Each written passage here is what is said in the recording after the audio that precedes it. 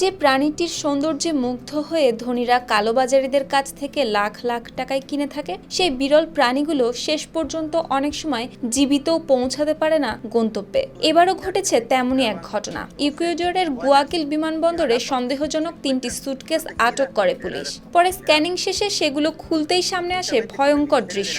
কাপড় বা সাধারণ মালামালের বদলে ভেতরে গাদাগাদি করে ভরে রাখা ছিল বিশ্বের অন্যতম বিরল প্রজাতির 12টি ইগুয়ানা। পাচারের উদ্দেশ্যে প্রাণীগুলোকে এমনভাবে রাখা হয়েছিল যে ঠিকমতো শ্বাস নেওয়ারও জায়গা ছিল না তাদের। ফলে উদ্ধার হওয়ার আগেই মারা যায় একটি ইগুয়ানা, আর বাকি কয়েকটির শরীরেও পাওয়া গেছে আঘাত ও নির্যাতনের চিহ্ন।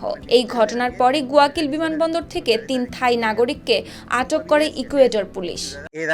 Realizando una inspección, dio como positivo 3 maletas. Police জানায় এই প্রাণীগুলো পৃথিবীর অন্য কোথাও স্বাভাবিকভাবে পাওয়া যায় না, শুধু গ্যালাপাগোস আইসল্যান্ডে এদের বাস। কিন্তু ধনীদের কাছে এই বিরল প্রাণীটি এক্সোটিক পেট বা পোষ্য হিসেবে বেশ চাহিদা রয়েছে। অনেকে আবার সোশ্যাল মিডিয়ায় বিরল প্রাণী ট্রেন্ডে দেখানোর উদ্দেশ্যে ব্যক্তিগত চিড়িয়াখানা বা অবৈধ প্রাণী সংগ্রহশালায় রাখতে চায় এই প্রাণী। ইউভি প্রোটেকশন যুক্ত Tibet luxury talcum powder, the next generation fragrance.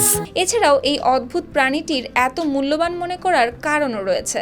Galapagos সামুদ্রিক ইগুয়ানা পৃথিবীর একমাত্র টিকটিকি জাতীয় প্রাণী, অথচ সমুদ্রে ডুব দিয়ে এরা খাবার সংগ্রহ করতে পারে, পানির নিচে গিয়ে শৈবাল খায় এবং সাঁতার কাটতে পারে অত্যন্ত দক্ষভাবে। দেখতে ডাইনোসরের মতো হলেও অনেকের কাছে এটি খুবই আকর্ষণীয় লাগে। এ কারণেই আন্তর্জাতিক কালোবাজারে এদের চাহিদাও অনেক বেশি। El personal policial pudo determinar que se encontraban 12 iguanas. ইকুয়েডরের উপপরিবেশ মন্ত্রী অ্যালেসিয়া জারামিলো জানান, উদ্ধার হওয়া প্রাণীগুলোর শরীরে গুরুতর আঘাতের চিহ্ন ছিল, যা থেকে ধারণা করা হচ্ছে পাচারের সময় প্রাণীগুলো ভয়াবহ নির্যাতনের শিকার হয়েছিল। এমনকি একটি ইগুয়ানা উদ্ধার হওয়ার আগেই মারা যায়। এদিকে ইকুয়েডর সরকার বলছে, বন্যপ্রাণী পাচার শুধু আইন ভঙ্গের বিষয় নয়, এটি দেশটির জীববৈচিত্র্যের জন্য বড় হুমকি।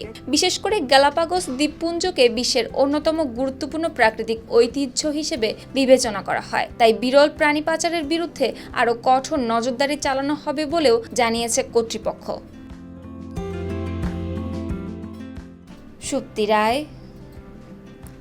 RTV।